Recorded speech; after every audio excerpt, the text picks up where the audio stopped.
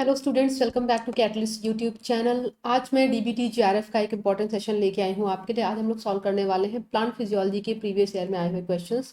तो मैंने 2019 से लेके 2022 तक जितने भी क्वेश्चंस आपके डीबीटी जीआरएफ एग्जाम में पूछे गए उन सभी को लिया है, उनको आज हम सॉल्व करने वाले हैं। इसके लिए जो कंटेंट आपको फॉलो करना है वो आप यहाँ पे देख सकते हैं स्क्रीन पे। जो लाइफ साइंसेज वॉल्यूम 1 की बुक आपको दिख रही है कैटलिस्ट पब्लिकेशन की, उससे आप ले सकते हैं। सारा कंटेंट आप यहाँ से पढ़ सकते हैं। क्वेश्चंस की क्वालिटी बहुत ज़्यादा डिफिकल्ट नहीं होती अगर आप प्लांट फिजियोलॉजी पार्ट से देखें। डीबीटी जीआरएफ एग्जाम में जो क्वेश्चंस आए हैं, क्वेश्चंस की क्वालिटी बहुत ज़्यादा डिफिकल्ट नहीं है, बट वेराइटी है, आपको कई सारे एरिया से क्वेश्चंस मिलते हैं। तो पहला क्वेश्चन आप देखेंगे, ये सेकेंडरी मेटाबोलाइट के टॉपिक से पूछा गया जो आप सभी पढ़ते हैं प्लांट फिजियोलॉजी की यूनिट में। क्वेश्चन देखते हैं। In a metabolic engineering experiment the flux from primary carbon metabolism was diverted towards methyl erythritol phosphate pathway.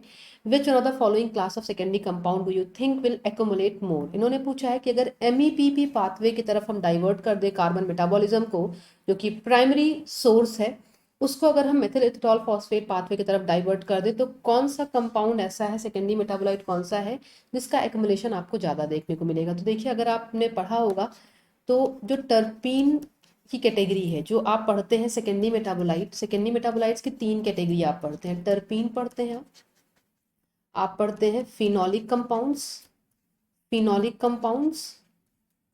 और इसके साथ ही आप पढ़ते हैं एन कंटेनिंग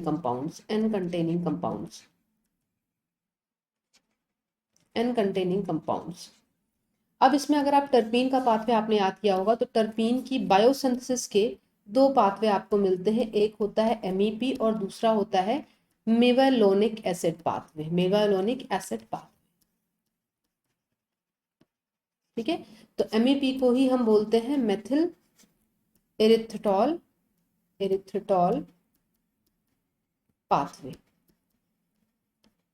है ना। तो बहुत ही सिंपल सी कॉन्सेप्ट है कि अगर आप MEP पाथवे की तरफ प्रोसेस को डाइवर्ट करेंगे तो आपको टर्पीन का एक्युमुलेशन देखने को मिलेगा। एल्कोलाइड जो होते हैं, जो एन कंटेनिंग कंपाउंड होते हैं, ग्लूकोसिनोलाइड्स भी एन कंटेनिंग कंपाउंड्स होते हैं। यहाँ पे आपको मेवालोनिक एसिड पाथ मेथिल एथिटॉल फॉस्फेट पाथवे नहीं मिलता है। फिनोलिक कंपाउंड्स में आपको सिग्मिक एसिड पाथवे मिलता है, मेलोनिक एसिड पाथवे मिलता है, बट MEP पाथवे नहीं मिलता है। ठीक है, तो आंसर आपका ऑप्शन डी करेक्ट हो जाएगा। नेक्स्ट क्वेश्चन पे मूव करते हैं। स्कोटोमॉर्फोजेनेसिस, बहुत सारे क्वेश्चंस इस तरीके से पूछे गए आपके डीबीटी जीआरएफ एग्जाम में, कई बार पूछे गए हैं, और इस पे मैंने एक ऑलरेडी वीडियो रिलीज भी किया है, मोस्ट इंपॉर्टेंट टॉपिक सीरीज, जो आपको कैटलिस्ट के यूट्यूब चैनल पे मिलती है। तो यहाँ पे एग्जैक्टली आपको स्कोटोमॉर्फोजेनेसिस की कॉन्सेप्ट में क्या देखना होता है कि जब किसी भी सीडलिंग को हम डार्क कंडीशन में रखते हैं तो वहाँ पे इसमें आपको कुछ अलग तरीके के रिस्पॉन्सेज देखने को मिलते हैं। इसके ग्रोथ के कॉन्टेक्स्ट में अगर हम डिस्कस करें तो इस रिस्पॉन्स को, जिसको हम बोलते हैं डार्क मीडिएटेड रिस्पॉन्स, क्या बोलते हैं? डार्क मीडिएटेड रिस्पॉन्स का मतलब है कि जब किसी भी सीडलिंग को डार्क में रखा जाएगा तो जो कंडीशंस वहाँ पे होंगी उस कंडीशन को परसीव करके जो प्लांट में सीडलिंग में आपको ग्रोथ देखने को मिलेगी, उसको हम बोलते हैं स्कोटोमॉर्फोजेनेटिक रिस्पॉन्स। अब स्कोटोमॉर्फोजेनेटिक रिस्पॉन्स का एक सबसे इंपॉर्टेंट जो एग्जाम्पल है आप कह सकते हैं वो है small and close cotyledon and elongated hypocotyl.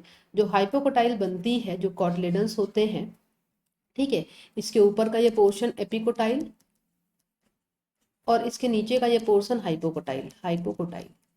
ठीक है, और ये कॉटलिडन हो गया। तो जो कॉटलिडन है इसका एक्सपेंशन बहुत ज़्यादा नहीं होता है, तो आपको स्मॉल और क्लोज्ड कॉटलिडन देखने को मिलते हैं जब स्कोटोमॉर्फोजेनेटिक रिस्पॉन्स होता है। और जो हाइपोकोटाइल का ये जो जोन है, ये जो जोन एग्जैक्टली है, ये इलोंगेटेड होता है, इसीलिए आपको कुछ इस तरीके से स्ट्रक्चर्स देखने को मिलते हैं, मतलब इलोंगेटेड स्ट्रक्चर देखने को मिलता है जब स्कोटोमॉर्फोजेनेसिस होती है या जब किसी भी सीडलिंग को डार्क कंडीशन में रखा जाता है, क्योंकि वहां पे आपको मिलता है फाइटोक्रोम ए। ठीक है, जो ये इस रिस्पॉन्सेस के लिए रिस्पॉन्सिबल है। फुली ओपन कॉर्डलेडन नहीं होता है, ये लाइट मीडिएटेड रिस्पॉन्स है जिसको हम बोलते हैं photomorphogenetic response. Robust foliage, root growth, ये भी आपको देखने को नहीं मिलती है फोटोमॉर्फोजेनेटिक रिस्पॉन्स में। तो ऑप्शन ए आपका करेक्ट हो जाएगा। नेक्स्ट क्वेश्चन पे आइएगा। A spectrum that depicts the magnitude of response of a biological system to light as a function of wavelength, ये एक्सन स्पेक्ट्रा होता है, आप सभी लोगों ने पढ़ा है अलग अलग चैप्टर्स में, फोटोसिंथेसिस के चैप्टर में, फाइटोक्रोम के चैप्टर में, सब जगह पे आप पढ़ते हैं, है ना। इसको हम क्या बोलते हैं? Action spectra. नेक्स्ट क्वेश्चन जो बहुत ही फेवरेट है, CSIR DBT सभी में पूछा गया है, तो आप देख सकते हैं इस पे दो बार क्वेश्चन पूछे गए डीबीटी में। पहला क्वेश्चन देखिए जो डीबीटी JARF 22 में पूछा गया है, large subunit of Rubisco is encoded by chloroplast genome while small subunit of Rubisco is encoded by nuclear genome. अगर हम हायर प्लांट्स की बात करें, जहाँ पे आपको रूबिस्को एंजाइम देखने को मिलता है डार्क रिएक्शन में, रूबिस्को एंजाइम आपको मिलता है डार्क रिएक्शन में, और ये जो एंजाइम है इसकी दो सब यूनिट होती है, एक इसकी लार्जर सब यूनिट होती है और एक इसकी स्मॉलर सब यूनिट होती है। तो लार्जर सब यूनिट जो आपको यहाँ पे दिख रही है ये एनकोड की जाती है क्लोरोप्लास्ट वाले जीनोम से, और जो स्मॉलर सब यूनिट होती है उसको एनकोड करने वाले जीनोम होते हैं न्यूक्लियस में, ठीक है। एंड स्मॉल सब unit of rubisco has a transit peptide जो इसको क्लीव करके रिमूवल में हेल्प करता है। तो यहाँ पे आपको वही दिया गया which is cleaved off at a time of its translocation into the plastid, and both first and second statement are true. क्योंकि देखिए इंपॉर्टेंट कॉन्सेप्ट ये है कि जो प्रोसेस होती है फोटोसिंथेसिस की वो होती है क्लोरोप्लास्ट के स्ट्रोमा में, और इस सेगमेंट को मतलब रूबिस्को एंजाइम पूरी तरीके से काम करे उसके लिए ज़रूरी है कि रूबिस्को का असेंबली प्रॉपर हो। इस वजह से ये जो यूनिट होगी इसको भी क्लोरोप्लास्ट में जो है ट्रांसफर किया जाएगा। इसके लिए यहाँ पे आपको ये जो स्मॉल सबयूनिट के साथ है वो ट्रांसिट पेप्टाइड आपको देखने को मिलता है कि स्विच करती है क्लोरोप्लास्ट जोन में न्यूक्लियर जोन से, ठीक है। सो नेक्स्ट क्वेश्चन पे आते हैं, cryptochrome control photomorphogenesis in response to. देखिए आप 4 या आप बोले एग्जैक्टली 5 टाइप्स के आपको फोटो रिसेप्टर्स देखने को मिलते हैं। फोटो रिसेप्टर्स जो सनलाइट को अलग अलग जोन में रिस्पॉन्ड करते हैं, अलग अलग के लिए वो अलग अलग तरीके का पैटर्न आपको देखने को मिलता है, जिसमें आपको मिलता है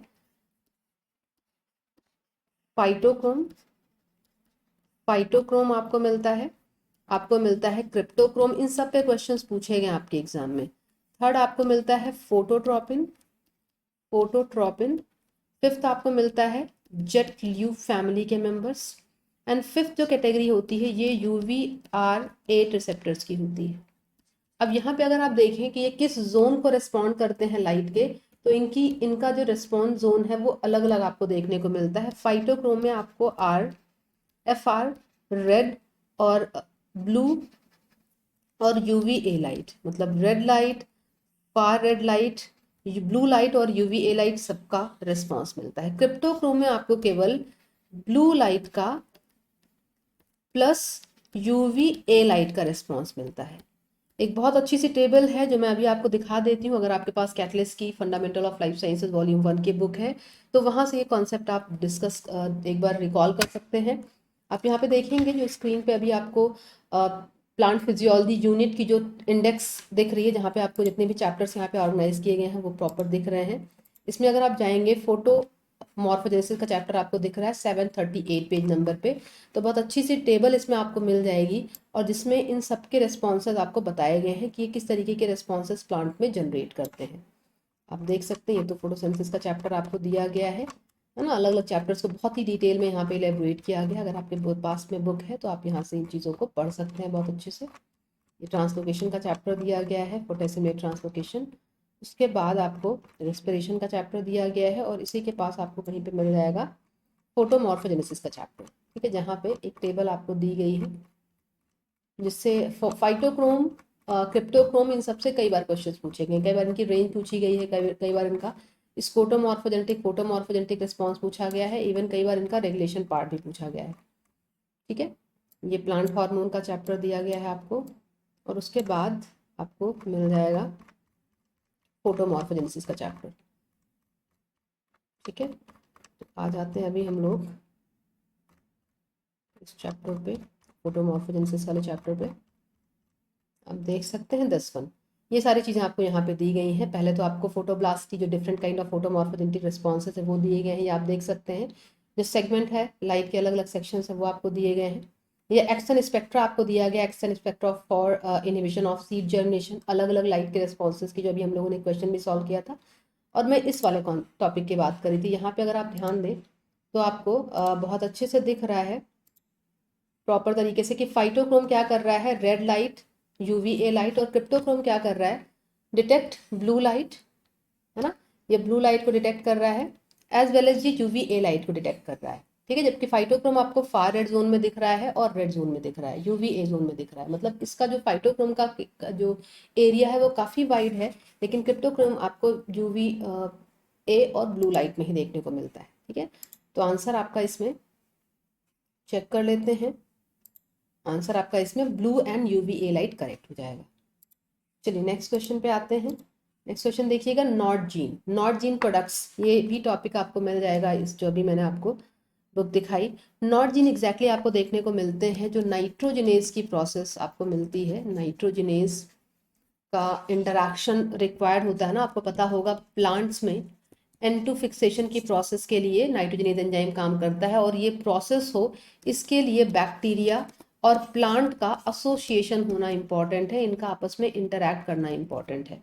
तो एग्जैक्टली होता क्या है, जो नॉट जीन होते हैं इनके कुछ प्रोडक्ट्स बनते हैं नॉट फैक्टर्स के टर्म में जो रिसेप्टर की तरीके से काम करते हैं, और वो प्लांट से जो रिलीज होते हैं कुछ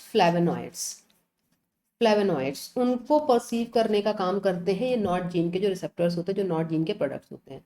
सो function as receptor of certain flavonoids which are secreted by different kind of plant, जिनसे ये बैक्टीरिया एसोसिएटेड होगा।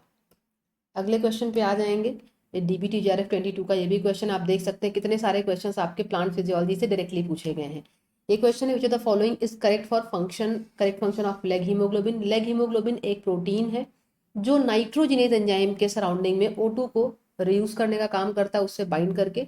सो it sequester oxygen to facilitate nitrogen fixation, क्योंकि नाइट्रोजिनेज जो एंजाइम है ये ऑक्सीजन डिफिशिएंट एनवायरनमेंट में काम करता है, ऑक्सीजन की प्रेजेंस में ये इनएक्टिवेट हो जाता है।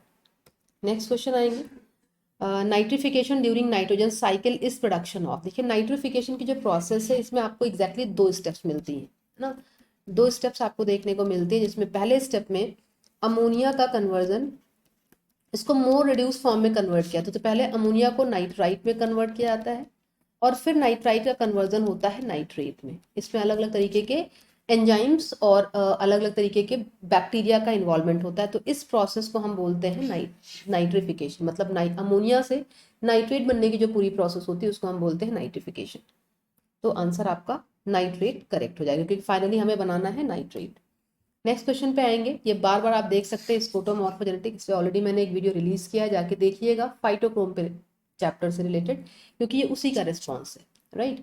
सो which of the following is not a characteristic feature of skotomorphogenetic development, कि जब डार्क मीडिएटेड रिस्पॉन्स आपको देखने को मिलेगा तो कौन सा ऐसा रिस्पॉन्स है जो डार्क मीडिएटेड नहीं है, जो लाइट मीडिएटेड है।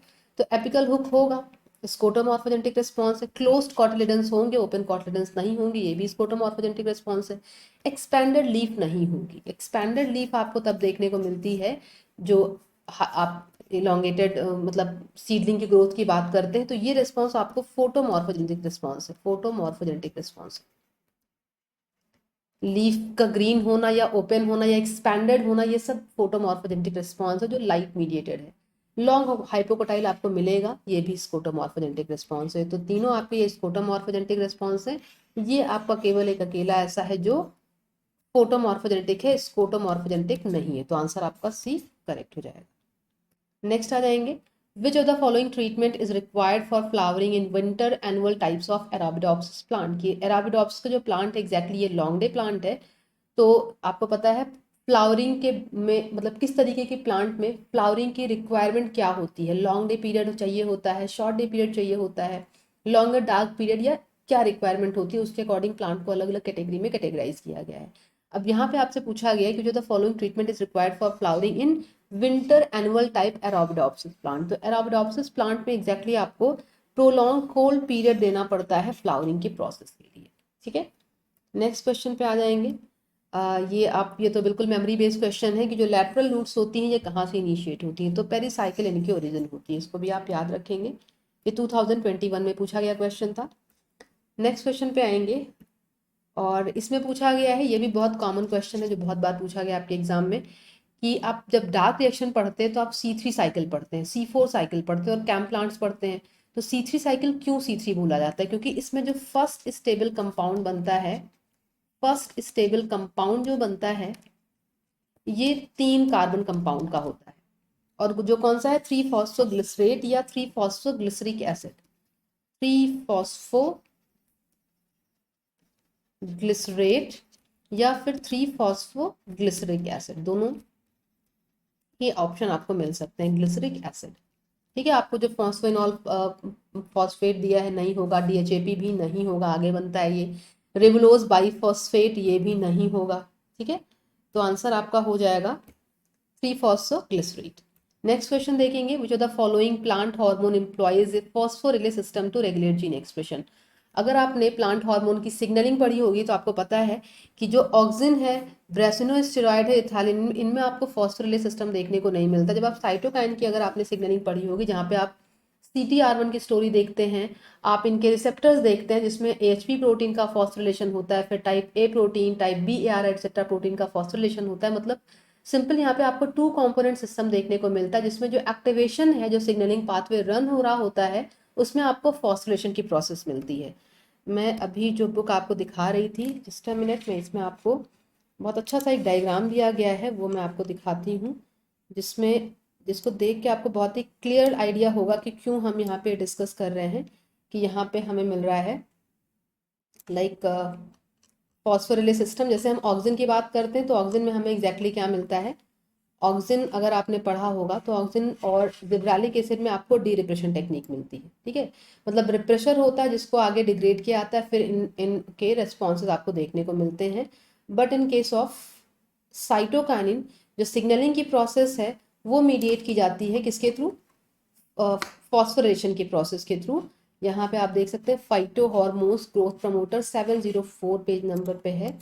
चलिए यहाँ पे पहुँचते हैं, देखते हैं किस तरीके से इसको बहुत ही बढ़िया तरीके से ऑर्गेनाइज करके दिया गया है।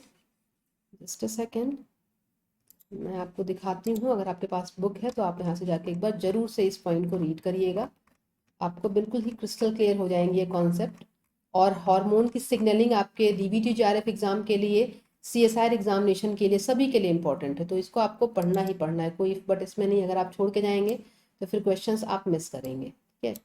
तो आ जाते हैं नाइट्रोजन के बाद में, आपको मिल जाएगा अभी यहीं पे नेक्स्ट चैप्टर जो आपका है फाइटो हॉर्मोन्स का, ठीक है। ये एंट्रो फिक्सेशन का चैप्टर आपका हो गया। अभी ऑक्सिन का सबसे पहला हार्मोन आपको दिया गया है ना। ऑक्सिन के भी क्वेश्चंस अभी आगे हम लोग सॉल्व करेंगे, जो इसी टेक्स्ट से आप बहुत आसानी से पढ़ के सॉल्व कर सकते हैं, ठीक है। ये आपको दिखाया गया यहाँ पे जिब्रालिक एसिड की स्टोरी बताई गई है। जिब्रालिक एसिड के बाद अभी आपको मिलने वाला है साइटोकाइनिन, ठीक है। बहुत ही बढ़िया सा डायग्राम है, डायग्राम में ही देख के आप सब कुछ बहुत आसानी से समझ सकते हैं। आप देख सकते हैं यहाँ पे साइटोकाइनिन दिख रहा है आपको, चेज डोमेन दिख रही है। चेज डोमेन साइटोकाइनिन का जो रिसेप्टर की चेज डोमेन है, जहाँ पे साइटोकाइन आके बाइंड करता है। साइटोकाइनिन की जब बाइंडिंग होती है उसके बाद आपको क्या देखने को मिलता है, हिस्टिडीन काइनेज डोमेन और रिसीवर डोमेन। और इसमें जो एक्टिवेशन का कास्केड चल रहा है वो थ्रू फॉस्फोरिलेशन चल रहा है। जो H डोमेन है, हिस्टिडीन डोमेन है, ये D डोमेन को, जो कि एस्पार्टेट डोमेन है, उसको फॉस्फोरिल ग्रुप अपना ट्रांसफर करती है। जब ये रिसीवर डोमेन एक्टिवेट होता है फॉस्फेट ग्रुप लेके, फिर एक प्रोटीन आपकी होती है AHP, जिसको ये फॉस्फेट ग्रुप ट्रांसफर किया जाता है। इस फॉस्फेट ग्रुप को ट्रांसफर करने के बाद ये जो AHP प्रोटीन है ये स्विच करती है और ये एंटर करती है न्यूक्लियस में। न्यूक्लियस में एंटर करने के बाद आपको यहाँ पे टाइप ARR और टाइप BRR दो प्रोटीन देखने को मिलते हैं, इनको फर्दर AHP अपना फॉस्फेट ग्रुप ट्रांसफर करता है, और फिर इस तरीके से जो साइटोकाइन के रिस्पॉन्सेज हैं वो आपको सिस्टम में देखने को मिलते हैं। तो अगर ये बुक आपके पास में तो आपके लिए बहुत इजी होगा इन कॉन्सेप्ट को रिवाइज करना, क्योंकि एक ही जगह पे आपको सारी चीज़ें समराइज करके दी हुई है, ठीक है। तो आपको समझ में आ गया कि आंसर साइटोकाइनिन हमने यहाँ पे क्यों चूज किया है। चलिए वापस से आते हैं क्वेश्चन में।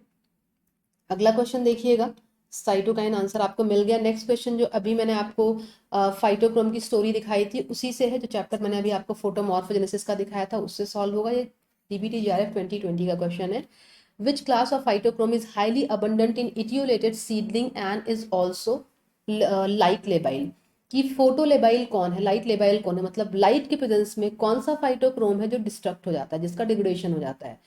तो आपको ये याद रखना है कि जो फाइटोक्रोम ए है ये लाइट लेबाइल है, मतलब लाइट के प्रेजेंस में फाइटोक्रोम ए का डिग्रेडेशन हो जाएगा, ठीक है। और इसीलिए फाइटोक्रोम में आपको इस फोटोमॉर्फोजेनेटिक रिस्पॉन्सेज में इन्वॉल्व दिखाई देता है। लेकिन अगर आप फाइटोक्रोम बी, सी, डी इन सब की बात करें तो ये सब फोटो स्टेबल होते हैं, फोटो स्टेबल होते हैं, मतलब ये लाइट के प्रेजेंस में स्टेबल होते हैं, इनका डिग्रेडेशन नहीं होता है। तो यहाँ पे जो आपको आंसर मिल जाएगा वो मिल जाएगा ऑप्शन सी, ठीक है। क्योंकि जब आप फाइटोग्राम का क्लासिफिकेशन करते हैं तो क्लास ए और क्लास बी में आप इसको डिवाइड करते हैं। इसमें मैंने ऑलरेडी एक लेक्चर अपलोड किया, उसको जरूर से देखिएगा, आपको सारी कॉन्सेप्ट बहुत अच्छे से क्लियर हो जाएंगी। तो क्लास ए में आप केवल फाइटोक्रोम ए को रखते हैं, क्लास बी में आप बी सी डी इन सभी को रखते हैं, ठीक है। नेक्स्ट क्वेश्चन पे आते हैं, विच of the following is a sulphur containing secondary metabolite in mustard plant derived from glucose and amino acid. ये 2019 में पूछा गया क्वेश्चन है आपका कि कौन सा ऐसा सेकेंडरी मेटाबोलाइट है जो सल्फर कंटेनिंग है और जिसकी ओरिजिन, जिसकी बायोसिंथेसिस के लिए ग्लूकोज और अमाइनो एसिड दोनों मॉइटीज की रिक्वायरमेंट होती है। तो देखिए जो 3 कैटेगरी मैंने क्वेश्चन नंबर 1 में आपको बताया था, टर्पीन, फिनोलिक कंपाउंड्स और एन कंटेनिंग कंपाउंड। जो नाइट्रोजन कंटेनिंग कंपाउंड्स होते हैं उनकी बायोसिंथेसिस के लिए हमें कार्बन स्केलेटन और एन स्केलेटन दोनों चाहिए होता है। तो ये जो ग्लूकोसिनोलेट्स है ये एग्जैक्टली एन कंटेनिंग कंपाउंड का पार्ट है, ठीक है। तो यहाँ पे आपके ये तीनों ग्रुप्स नहीं जाएंगे, ग्लूकोसिनोलेट्स जो होगा ये आपका करेक्ट आंसर होगा, ठीक है। नेक्स्ट क्वेश्चन पे आएंगे, given below are the names of different phytohormones in the left column, match them with their corresponding precursor molecules in the right column, right। तो यहाँ पे आपको फाइटोहॉर्मोन्स दिए गए हैं, उनके रेस्पेक्टिव प्रिकर्सर मॉलिक्यूल्स दिए गए। जो चैप्टर मैंने अभी आपको दिखाया वहाँ पे ये सारी चीज़ें आपको बहुत डिटेल में मिल जाएंगी, अगर आप पढ़ना चाहें तो वहाँ से पढ़ सकते हैं।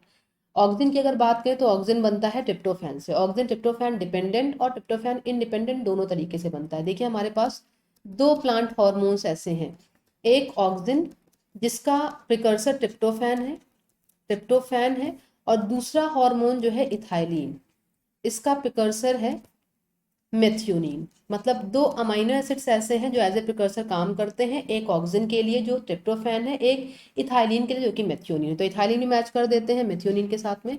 और अगर आप जैस्मोनिक एसिड को देखें तो ये अल्फा लिनोलिनिक एसिड से बनता है और ब्रेसनोस्टेरॉइड कैम्पिस्ट्रॉल यूनिट से बनता है। तो आंसर आपका मैच कर लेंगे इसमें, ऑप्शन बी करेक्ट हो जाएगा। नेक्स्ट क्वेश्चन पे आएंगे, plant take up water from the soil predominantly by apoplastic as well as symplastic modes of transport, which one of the following statement is true. हम plant transportation की बात कर रहे हैं तो आपको पता है इसमें दोनों एपोप्लास्टिक और सिम्प्लास्टिक दोनों जो ट्रांसपोर्टेशन होंगे वो एटीपी डिपेंडेंट मैनर में होंगे। ये फूड ट्रांसलोकेशन की बात नहीं की गई है, प्लांट में आपको वाटर ट्रांसलोकेशन की बात की गई है। नेक्स्ट क्वेश्चन देखिएगा, ये भी क्वेश्चन कई बार पूछा गया इस तरीके का आपके एग्जाम में, 2019 में पूछा गया था। विच of the following is MOFE containing protein. कौन सी ऐसी प्रोटीन है जिसमें आपको MOFE यूनिट देखने को मिलती है। तो एग्जैक्टली नाइट्रोजिनेज वो एंजाइम है जहाँ पे आपको MOFE प्रोटीन देखने को मिलती है। नाइट्रोजिनेज में आपको 2 सेगमेंट मिलते हैं, एक स्मॉलर और एक लार्जर, जिसमें आपको MOFE प्रोटीन भी देखने को मिलती है, ठीक है। नेक्स्ट क्वेश्चन आइएगा, TIR and auxin receptor is a. जो अभी मैंने आपको दिखाया था प्लांट हार्मोन में जहाँ पे ऑक्सिन की स्टोरी थी, वहाँ पे ये कॉन्सेप्ट आपको मिल जाएगी। जो TIR बॉक्स है ये एग्जैक्टली F बॉक्स प्रोटीन है, जो जब ऑक्सिन आता है तो ऑक्सिन TIR बॉक्स से जुड़ जाता है और ये दोनों ऑक्स IAA जो रिप्रेसर है, ऑक्सिन मीडिएटेड रिस्पॉन्स को जो इनहिबिट करके रखता है, उससे दोनों जुड़ते हैं। और अब ये जो ऑक्स IA रिप्रेसर है, ऑक्स IA रिप्रेसर और ऑक्सिन प्लस TIR, ये इसको लेके जाते हैं यूबिक्विटिन प्रोटियासोमल असेंबली के पास में और ऑक्स IA का डिग्रेडेशन हो जाता है और फिर आपको ऑक्सिन का रिस्पॉन्स देखने को मिलता है, ठीक है। So TIR is considered as F box protein, ठीक है। चलिए अगला क्वेश्चन देखते हैं, 2019 ABDBT में पूछा गया, बहुत ही सिंपल क्वेश्चन है कि phytochrome A and B maximally absorb light at wavelength, red and far red पे करते हैं, A एंड B पूछा गया है। तो रेंज आपकी 600 to 750 की हो जाएगी जो red and far red zone को। देखिए जो फाइटोक्रोम है ये exactly red, far red, blue और UVA चारों का करता है, बट जो मेजर रिस्पॉन्स होता है आपका वो रेड एंड फार रेड में मिलता है, इसलिए हमने ये सेगमेंट चूज किया है, ठीक है। सो ये आपका लास्ट क्वेश्चन था DBT JRF का जो 2019 में पूछा गया था। अभी मैंने 2 सेशन और ऑर्गेनाइज किए हैं जो मैंने ऑलरेडी जो है शेड्यूल कर दिया। अगर आपने नोटिफिकेशन ऑन किया है तो आपको इन्फॉर्मेशन मिल गई होगी। कल एंड परसों के दिन 13 मई को आपका पेपर है, तो 11 और 12 को 2 दिन में लाइव टेस्ट सेशन ऑर्गेनाइज किया है मैंने। तो इसमें आप जरूर से जुड़िएगा और अपनी परफॉर्मेंस को चेक करिएगा। और कुछ और भी जो PYQs है वो अभी मैं और भी वीडियोस रिलीज करूंगी, तो वो भी आप देख सकते हैं, एक बार चेक कर सकते हैं जो आपने चीज़ें पढ़ी हैं वो आप कितना इस क्वेश्चन के फॉर्म में कर पा रहे हैं। वीडियो अच्छा लग रहा है तो लाइक करिए, अपने फ्रेंड के साथ में शेयर करिए और अच्छे से पढ़ाई करिए। All the best.